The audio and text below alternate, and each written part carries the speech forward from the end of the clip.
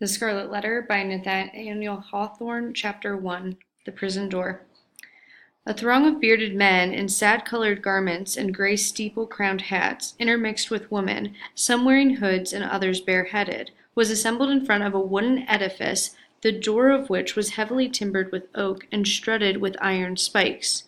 The founders of a new colony, whatever utopia of human virtue and happiness they might originally project,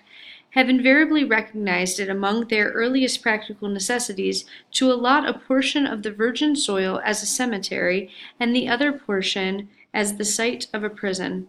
In accordance with this rule, it may safely be assumed that the forefathers of Boston had built the first prison house somewhere in the vicinity of Cornhill, almost as seasonably as they marked out the first burial ground on Isaac Johnson's lot, and round about his grave, which subsequently became the nucleus of all the congregated sepulchres in the old churchyard of King's Chapel. Certain it is that some 15 or 20 years after the settlement of the town, the wooden jail was already marked with weather stains and other indications of age, which gave yet a darker aspect to its beetle-browed and gloomy front. The rust on the ponderous iron work of its oaken door looked more antique than anything else in the New World. Like all that pertains to crime, it seemed never to have known a youthful era. Before this ugly edifice, and between it and the wheel track of the street, was a grass plot, much overgrown with burdock, pigweed, apple peru, and such unsightly vegetation, which evidently found something congenial in the soil that had so early borne the black flower of civilized society, a prison. But on one side of the portal, and rooted almost at the threshold, was a wild rose bush,